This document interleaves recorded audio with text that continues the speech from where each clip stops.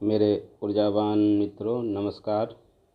आज हम लोग वर्ग 10वीं के NCERT विज्ञान को पढ़ेंगे और विज्ञान के अंतर्गत जो इसका तीसरा पार्ट है बायोलॉजी के अंतर्गत NCERT में अध्याय नंबर 15 में है एक चैप्टर जिसका नाम है हमारा पर्यावरण। तो आज हम लोग इसी के अंतर्गत काफ़ी लंबी बातचीत करने वाले हैं और एक एक चीज़ों को गौर से समझने वाले हैं कि आखिर हमारा पर्यावरण क्या है।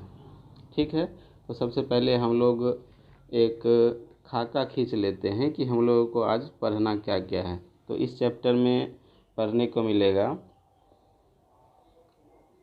पर्यावरण, पर्यावरण के बाद आहार श्रृंखला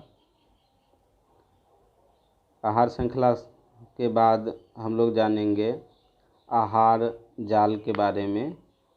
उसके बाद पोषी स्तर को पढ़ने के बाद ओजोन परत के बारे में जानेंगे और ओजोन परत को जान लेने के बाद हम जानेंगे कि किस प्रकार से दिन प्रतिदिन ओजोन परत का अपक्षय हो रहा है और उसके बाद कचरा का प्रबंधन कैसे होता है, इसको जानेंगे इस चैप्टर में विस्तार से।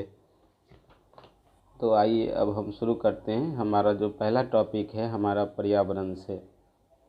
दोस्तों, जहाँ हम निवास करते हैं या कोई भी मनुष्य निवास करता है वहाँ क्या करता है, वह जिस भूमि पर रहता है उस भूमि पर फसल उपजाता है। ठीक है, जल जिसे क्या करता है, पीता है और अपने फसलों की सिंचाई करता है और हवा जो वह सांस के रूप में ग्रहण करता है। इसके अलावा सूरज का प्रकाश, वर्षा, तापक्रम नहीं, ये सभी क्या है उसके लिए ज़रूरी है और इन्हीं सभी पदार्थों का प्रयोग करके वह मनुष्य क्या करता है, अपना जीवन यापन करता है। नहीं तो इसी से क्या बनता है, हमारा पर्यावरण बनता है। आइए इस सबको एक साथ जोड़ के एक परिभाषा बनाने का प्रयास करते हैं। जैसा कि अभी हमने जितने पदार्थों का नाम बताया था इसी से हमारा पर्यावरण बना है। नहीं तो पर्यावरण क्या है, किसी जीव के चारों ओर फैली हुई भौतिक या अजैव और जैव कारकों से बनी दुनिया जिसमें वह निवास करता है एवं जिससे वह प्रभावित होता है उसे उसका पर्यावरण या वातावरण कहते हैं। नहीं, जैसे पौधे, जानवर और अन्य जीव क्या करते हैं, मनुष्य के जीवन में काम आता है। पौधे से हम लोग क्या करते हैं, फसल प्राप्त करते हैं, अनाज प्राप्त करते हैं, फूल प्राप्त करते हैं। उसी प्रकार से जानवर से क्या प्राप्त करते हैं, दूध प्राप्त करते हैं, मांस प्राप्त करते हैं, अंडा प्राप्त करते हैं। नहीं तो ये सभी क्या है, हमसे जुड़ी हुई चीज़ें हैं जो क्या करता है, हमको प्रभावित करता है और उससे क्या होते हैं, हम भी प्रभावित होते हैं। नहीं तो इसी से क्या बना है, हमारा पर्यावरण बना है। तो पर्यावरण को जानने के बाद आइए अब हम आगे बढ़ते हैं। तो पर्यावरण के अंतर्गत जलमंडल, स्थलमंडल, वायुमंडल एवं जीवमंडल आते हैं और ये घटक जो किसी जीव को चारों ओर से घेरे रहते हैं उसका पर्यावरण का निर्माण करते हैं और वातावरण में अवस्थित किसी तत्व को मानव की गतिविधियां प्रभावित करती है जो पर्यावरण के लिए खतरनाक होती है। अगर मनुष्य पर्यावरण में मौजूद संसाधनों का उपयोग न्याय संगत रूप से नहीं करेगा तो उसके अत्यधिक दोहन से क्या होगा, उसका प्रभाव मनुष्य के साथ साथ धरती पर रहने वाले सारे जीवों पर पड़ेगा और जिसका परिणाम बहुत ही भयानक होगा। ठीक है, तो अभी जो स्क्रीन पर देख रहे हैं किस प्रकार से हमारा पर्यावरण बना है। तो पर्यावरण को समझने के बाद पर्यावरण के जो घटक है, ये 4 घटक जो स्क्रीन पर देख रहे हैं, इसी के अंतर्गत जो इसका एक घटक है जैव मंडल। जैव मंडल क्या है इसके बारे में पढ़ेंगे और जैव मंडल को जानने से पहले हम ये जानें कि ये पर्यावरण के जो चारों घटक है ये चारों घटक क्या हुए, एक दूसरे से जुड़े हुए हैं। नहीं, और कैसे जुड़े हैं, तो देखिए इसको, जैसे जीव मंडल के जो जीव है वह वायुमंडल से सांस के रूप में ऑक्सीजन को ग्रहण करता है, ठीक है। और जब उसे प्यास लगती है या फसल को उपजाना रहता है तो जलमंडल से उसे जो जल प्राप्त होता है उसकी सहायता से सिंचाई करता है या अपनी प्यास को बुझाता है। उसी प्रकार से स्थल मंडल पर क्या करता है, वह अपना आवास बनाता है, सड़क बनाता है, या नहीं तो वहाँ फसल का उत्पादन करता है। तो इस प्रकार से जीव मंडल क्या कर रहा है, चारों मंडलों को जोड़ने का काम कर रहा है, ठीक है। तो जीव मंडल के साथ साथ अन्य जो तीन मंडल है वो सब मिलके क्या करते हैं, आपस में एक तंत्र की रचना करते हैं। और इन चारों घटक को आप दो रूपों में देखें केवल, एक जिसमें जान होता है जिसे सजीव कहते हैं, और एक जिसमें जान नहीं होता है जिसे क्या कहते हैं, निर्जीव कहते हैं। या इसको ऐसे भी कह सकते हैं कि जैव और अजैव के रूप में भी जान सकते हैं, ठीक है। तो ये सब क्या करते हैं, ये चारों घटक आपस में जुड़ के एक तंत्र का निर्माण करते हैं, जिस तंत्र को पारिस्थितिक तंत्र के नाम से जाना जाता है। और इस पारिस्थितिक तंत्र में जीवों को रहने के लिए जो जिस एनर्जी की आवश्यकता होती है वह एनर्जी सूर्य से प्राप्त होता है। एनर्जी के लिए सूर्य पर निर्भर रहते हैं। नहीं तो आइए आज हम लोग विस्तार से सबसे पहले क्या करें, पारिस्थितिक तंत्र की परिभाषा को जानें और उसके बाद पारिस्थितिक तंत्र को विस्तार से पढ़ेंगे। तो पारिस्थितिक तंत्र जीव मंडल की एक स्वपोषित संरचनात्मक एवं कार्यात्मक इकाई होती है। नहीं तो पारिस्थितिक तंत्र की परिभाषा भी हम जान गए। पारिस्थितिक तंत्र की परिभाषा से पता चलता है कि जीव मंडल की जो संरचना होती है या इसके अंतर्गत जीवों का जो पोषण होता है वह सूर्य के द्वारा होता है। सूर्य से एनर्जी सबसे पहले प्रकाश संश्लेषण की प्रक्रिया के माध्यम से उत्पादक में आता है, और उसके बाद इसी उत्पादक को जब उपभोक्ता खाते हैं तो उस उत्पादक में मौजूद एनर्जी उपभोक्ता में जाता है, और इसी उपभोक्ता से सर्वभक्षी और अपघटनकर्ता में भी इसी प्रकार से ऊर्जा का स्थानांतरण होता है। तो यही जानिए आप कि इस धरती पर जितने भी जीव हैं उसको एनर्जी सूर्य से मिलता है, लेकिन किसी भी जीव के पास सीधे सूर्य से एनर्जी प्राप्त करने की क्षमता नहीं है, क्योंकि सूर्य से एनर्जी वही प्राप्त कर सकता है, यानी सूर्य के प्रकाश में मौजूद एनर्जी को वही अवशोषित कर सकता है या प्राप्त कर सकता है जिसके पास क्लोरोफिल नामक वर्णक होता है।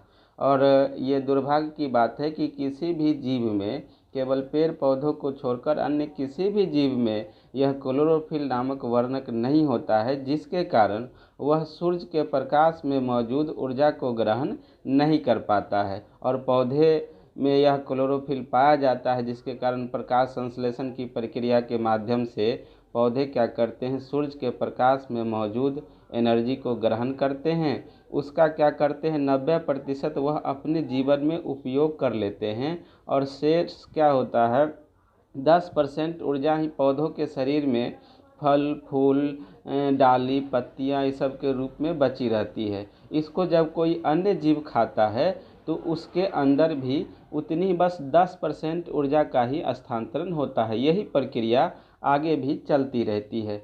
तो जैव मंडल के जितने भी घटक होते हैं, खास करके जैव अवयव के अंतर्गत, तो किसी भी पारिस्थितिक तंत्र में कई प्रकार के जैव अवयव होते हैं, जिसकी चर्चा अभी हमने किया था। कई प्रकार के जैव अवयव है जो आपस में जुड़ के, ठीक है, सीधे रूप से जुड़ के और क्या करते हैं, एक जैव मंडल का निर्माण करते हैं। और जैव मंडल के अंतर्गत कई प्रकार की पारिस्थितिक तंत्र का भी ये सब निर्माण करते थे। किसी भी पारिस्थितिक तंत्र का निर्माण करने के लिए जो जरूरी घटक है उसमें से आज हम सभी को विस्तार से जानेंगे कि कैसे कोई भी पारिस्थितिक तंत्र बनता है और उसमें ऊर्जा का प्रवाह किस प्रकार से होता है। तो पारिस्थितिक तंत्र में जैव अवयव जो आते हैं उसको 3 वर्गों में बांटा गया है। सबसे पहला जो सूर्य से एनर्जी प्राप्त करता है उसको उत्पादक कहते हैं। दूसरा जो उत्पादक से अपना एनर्जी प्राप्त करता है तो उसको उपभोक्ता कहते हैं, ठीक है। और तीसरा जो उत्पादक और उपभोक्ता दोनों से एनर्जी प्राप्त करता है तो उसको सर्वभक्षी सर्वाहारी कहते हैं।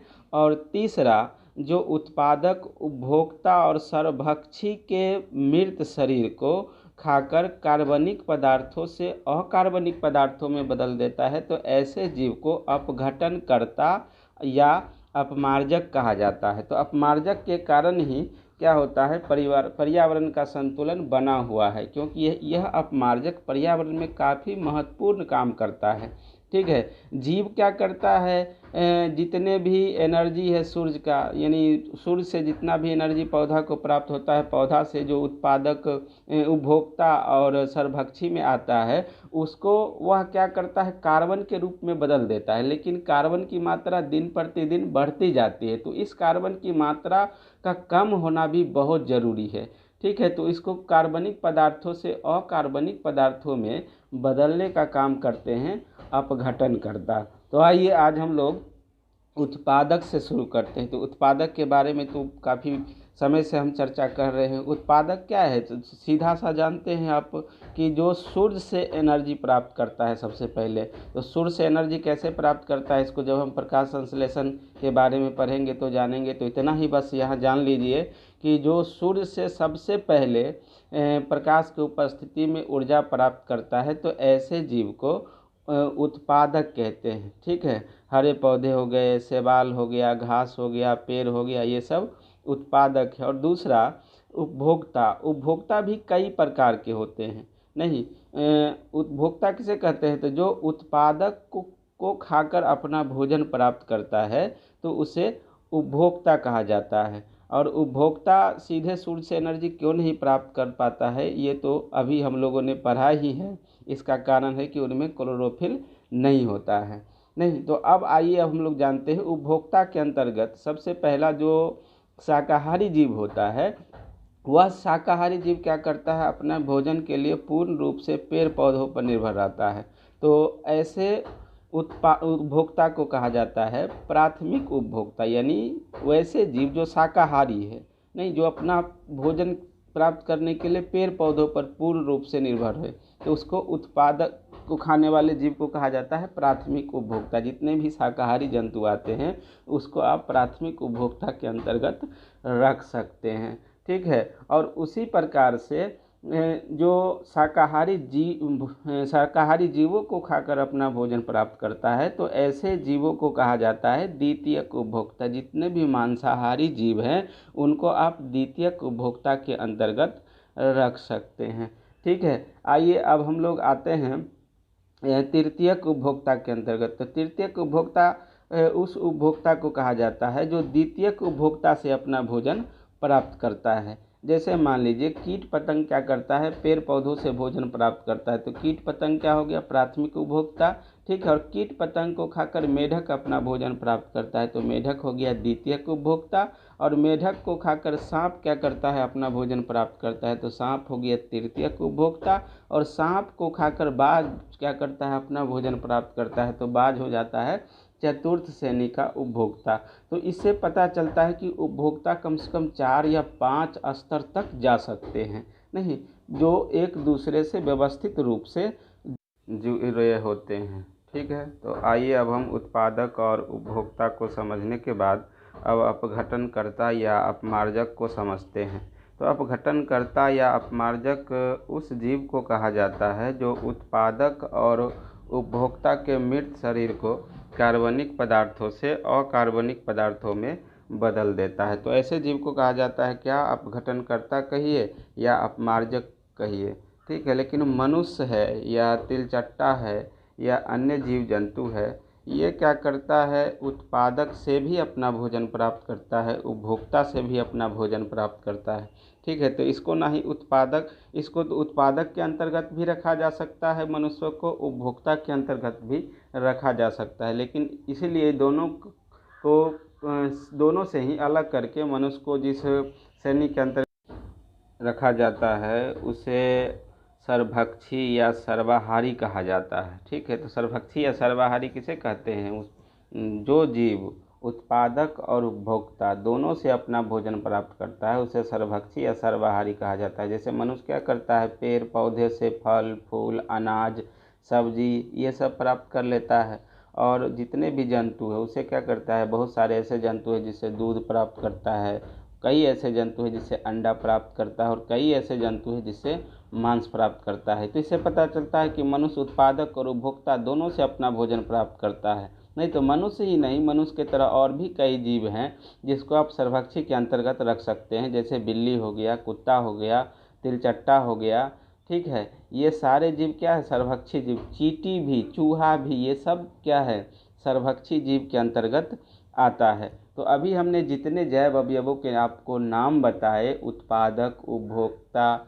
अपघटनकर्ता और सर्वभक्षी, ये क्या करते हैं, सब मिल के एक पारिस्थितिक तंत्र का निर्माण करते हैं। तो पारिस्थितिक तंत्र कई प्रकार के होते हैं, जहाँ ये जैव अवयव आपस में क्या होते हैं, एक श्रृंखलाबद्ध तरीके से जुड़ के एक विशेष पारिस्थितिक तंत्र का निर्माण करते हैं। तो पारिस्थितिक तंत्र कौन कौन से होते हैं, आइए उसे जानते हैं। जैसे एक घास के मैदान में घास होता है, ग्रास हॉपर होता है, मेढक होता है, सांप होता है और बाज होता है। ग्रास हॉपर जो कि घास खाता है प्राथमिक उपभोक्ता कहलाता है। मेढक जो कि ग्रास हॉपर को खाता है द्वितीयक उपभोक्ता कहलाता है। उसी प्रकार से सांप जो कि मेढक को खाता है वह तृतीयक श्रेणी का उपभोक्ता कहलाता है। और सांप को जो कि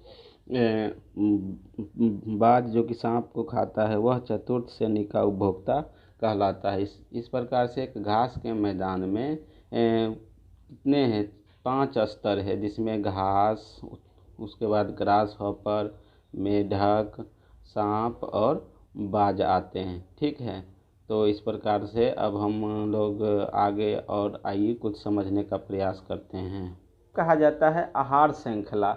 नहीं तो आहार श्रृंखला क्या है, व्यवस्थित जीवों की एक ऐसी कड़ी है जिसमें एक जीव अपने नीचे मौजूद जीव को खाता है और स्वयं क्या करता है, अपने ऊपर मौजूद जीव के द्वारा खाया जाता है। जैसे ग्रास हॉपर को आप देख लीजिए, ग्रास हॉपर क्या करता है, अपने नीचे मौजूद घास को खाता है, तो स्वयं ग्रास हॉपर क्या होता है, वह मेढक का आहार बन जाता है। ठीक इसी प्रकार से मेढक क्या करता है, अपने नीचे मौजूद जीव ग्रास हॉपर को खाता है, तो अपन स्वयं क्या कर रहा है, सांप का आहार बन जा रहा है। तो सांप के साथ भी यही सब कुछ हो रहा है, ठीक है। तो ये क्या है, आहार श्रृंखला हो गई। आहार श्रृंखला कई प्रकार के होते हैं। अभी हमने जिस आहार श्रृंखला के माध्यम से आपको आहार श्रृंखला की परिभाषा बताई वह घास का मैदान था। तो घास के मैदान में क्या होगा, घास होगा, ग्रास हॉपर होगा, ग्रास हॉपर को खाएगा मेढक, मेढक को सर्प, सर्प को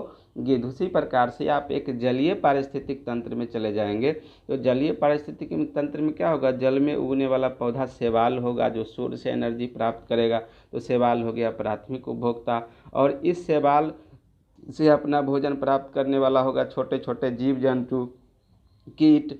तो ये कीट या छोटे छोटे जीव जंतु चूँकि शाकाहारी है, शैवाल से अपना भोजन प्राप्त करता है, इसलिए प्राथमिक उपभोक्ता हो गया।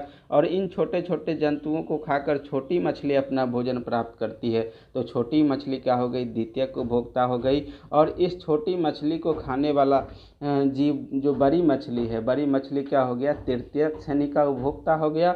और बड़ी मछली को कौन खाता है, मांसाहारी पक्षी खाता है, तो मांसाहारी पक्षी क्या हो गया, चतुर्थ श्रेणी का उपभोक्ता हो गया, ठीक है। तो ये घास के मैदान का हम लोग आहार श्रृंखला समझे। इसी प्रकार से यदि हम वन में आते हैं तो वन में क्या होता है, पेड़ पौधा होता है। तो पेड़ पौधा उत्पादक हो गया क्योंकि यह सूर्य से एनर्जी प्राप्त करता है। दूसरा, अब इस पेड़ पौधे को खाकर शाकाहारी जंतु जैसे हिरन हो गया, गाय हो गया, बकरी हो गई, ये क्या करता है, अपना भोजन प्राप्त करता है। तो ये जितने भी जीव का हमने अभी नाम लिया, हिरन, गाय, बकरी, ये सब हो गया प्राथमिक उपभोक्ता। और इस जीव को जैसे गाय, हिरन, बकरी सबको खाकर शेर या बाघ अपना भोजन प्राप्त करता है, तो ये क्या हो गया, द्वितीयक श्रेणी का उपभोक्ता हो गया। तो वन में क्या होता है, 3 ही स्तर होते हैं। तो इस प्रकार से हम लोगों ने 3 प्रकार के आहार श्रृंखला को जाना। और भी कई प्रकार के आहार श्रृंखला है, जिसको आप क्या कर सकते हैं, जैव अवयव के अंतर्गत जो उत्पादक होता है, उपभोक्ता होता है, अपघटक होता है या सर्वाहारी या सर्वभक्षी होता है, उसके माध्यम से जान सकते हैं। इसको जानने के बाद आइए अब हम आते हैं आहार जाल पर। तो आहार जाल क्या है?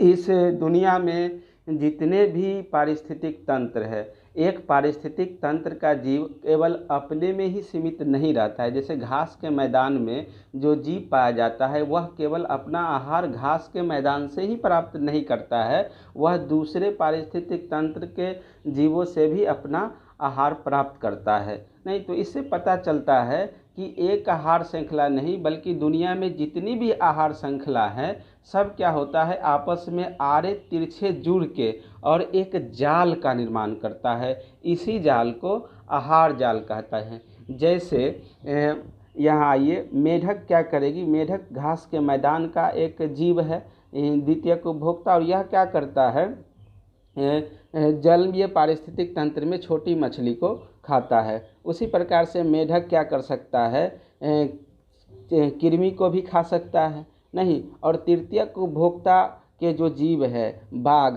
ये क्या कर सकता है, बड़ी मछली को भी खा सकता है। ठीक है, इसके साथ साथ वह क्या कर सकता है, मांसाहारी पक्षी को भी खा सकता है। तो इससे पता चलता है क्या कि तीनों जो आहार श्रृंखलाएं हैं एक दूसरे से सीधी रूप में ना जुड़कर आड़े तिरछे रूप में एक दूसरे से जुड़ के एक जाल का निर्माण करता है। इसी जाल को आहार जाल के नाम से जाना जाता है। स्क्रीन पर जो तस्वीर आप लोग देख रहे हैं उसको देखने के बाद गौर से आहार जाल को और बेहतर तरीके से समझ पाएंगे। ठीक है, तो आगे बढ़ते हैं। आहार जाल के बाद अब एक बहुत ही महत्वपूर्ण टॉपिक है हमारा, उसको जानते हैं। दोस्तों, इस पर्यावरण के अंतर्गत मैंने आपको बताया, चैप्टर पढ़ाने से पहले ही शुरू कर दिया था कि इस संसार में जितने भी जीव है सभी को एनर्जी केवल सूर्य से ही मिलता है, लेकिन एक जीव सूर्य से जितना एनर्जी ग्रहण करता है, ठीक है, अपने अगले जीवों में पूरा का पूरा एनर्जी वह ट्रांसफ़र नहीं कर सकता है। ठीक है, इसकी एक कड़ी होती है, इसकी एक सीमा होती है, और उसी सीमा के अंतर्गत क्या होता है, एक जीव दूसरे जीव में ऊर्जा का स्थानांतरण कर पाता है। तो इसी से निर्माण होता है किसका, एक ऊर्जा के स्तर का निर्माण होता है। जैसे आइए इसको हम समझते हैं। ठीक है, एक आहार श्रृंखला में कई प्रकार के स्तर होते हैं और इन्हीं स्तरों को कहा जाता है पोषी स्तर। जैसे घास के मैदान से हम इसको समझने का प्रयास करते हैं। ठीक है, जैसे घास के मैदान में घास, ग्रास हॉपर, मेढक, सर्प और गिद्ध, ये 5 प्रकार के जीव है। तो इस प्रकार से घास के मैदान में कितने स्तर हो गए, 5 स्तर हो गए। घास जो उत्पादक है यह प्रथम पोषी स्तर कहलाएगा।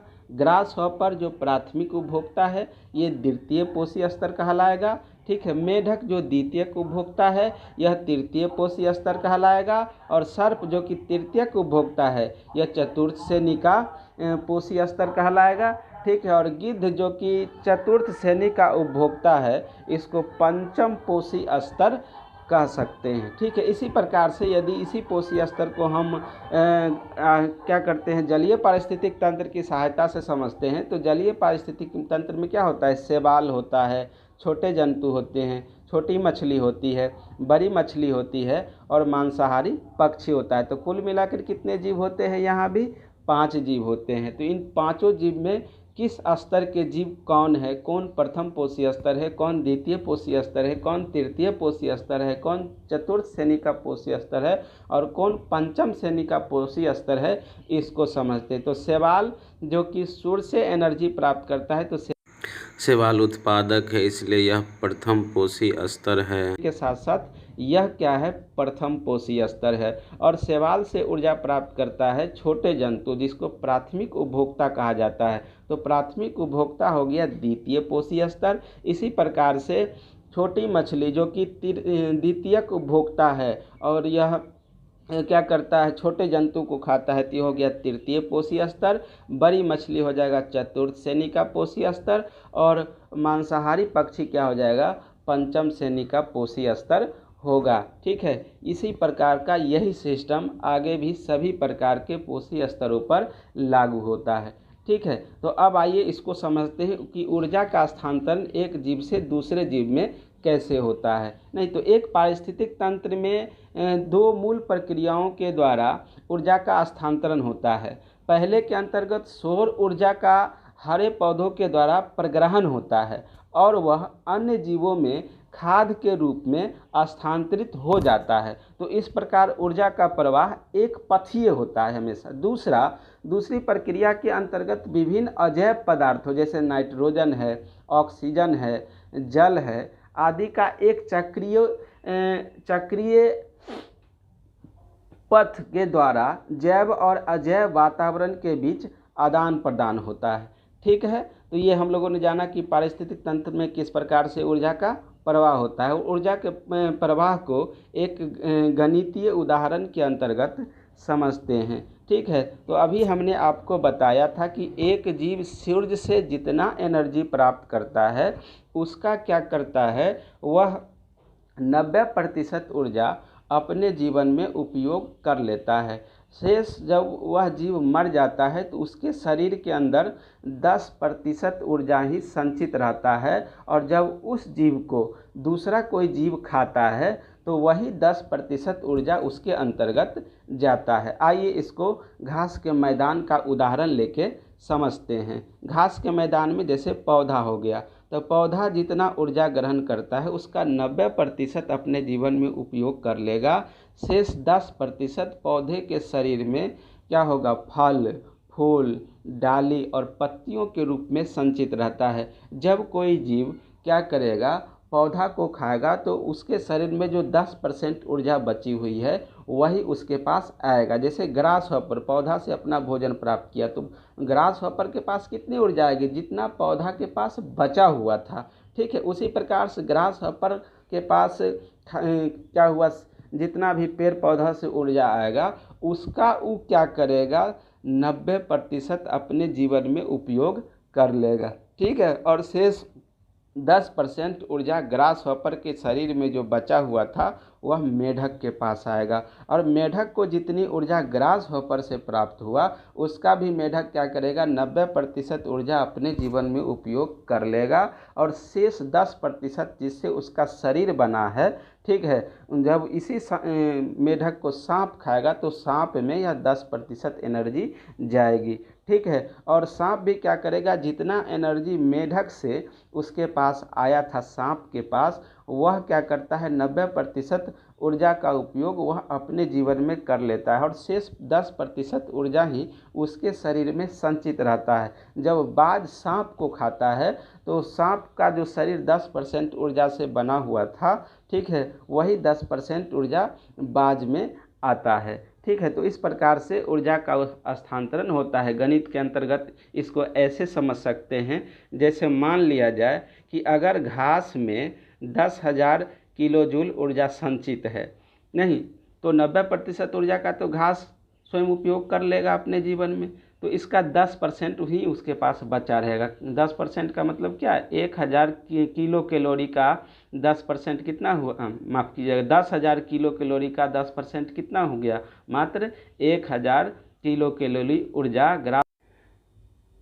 1,000 किलो कैलोरी ऊर्जा ग्रास हॉपर के पास आएगा, और ग्रास हॉपर भी क्या करेगा, अपने जीवन काल में इस 1,000 किलो कैलोरी ऊर्जा के 10% को ही शेष रहने देगा, और 90% वह उपयोग कर लेता है। ठीक है, तो ग्रास हॉपर जो प्राथमिक उपभोक्ता है, इससे अगले जीव में 1,000 का 10% यानी 100 किलो कैलोरी ऊर्जा मेढक को उपलब्ध हो पाता है, और मेढक को जब सांप खाता है तो 100 किलो कैलोरी ऊर्जा का मात्र 10% ऊर्जा ही सांप में जाता है, यानी केवल 10 किलो कैलोरी ऊर्जा जाता है। ठीक है, और जब सांप को खाता है कौन, बाज खाता है, तो बाज के अंतर्गत कितना ऊर्जा जाएगा, तो 10 का 10% कितना, मात्र 1 किलो कैलोरी ऊर्जा बाज को उपलब्ध हो पाएगा। ठीक है, तो इस प्रकार से हम लोगों ने समझा कि कैसे